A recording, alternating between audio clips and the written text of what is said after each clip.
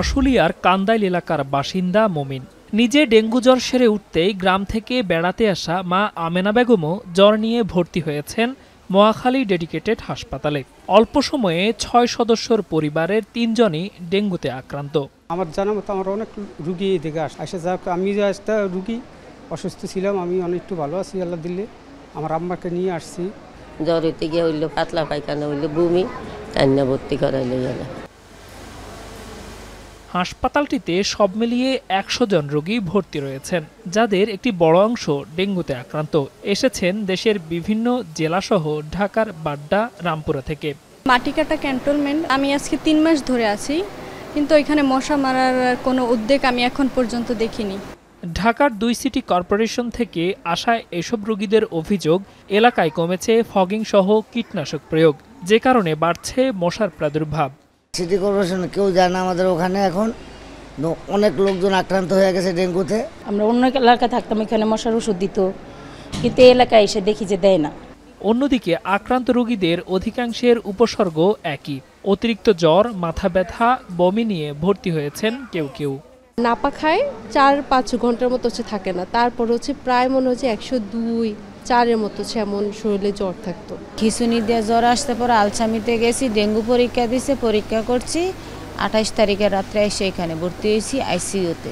আমার হাত পা ব্যথা ছিল আর প্রচণ্ড বমি, জ্বর। এই হাসপাতালটিতে ডেঙ্গু চিকিৎসা নিতে আসা রোগীরা সেবা পেয়ে জানিয়েছেন সন্তুষ্টির কথা। ডাক্তার এবং কি নার্স ওনার আমাদের সাথে অনেক ভালো ব্যবহার। আমার মেয়েকে সবসময় যে বলতেছি না, ও খাওয়ার রুচি ছিলই না, এখানে আসার পর যেটাই বলতেছে এরা ঠিকঠাক মতো আমাদেরকে আমরা সেবা পাইতেছি।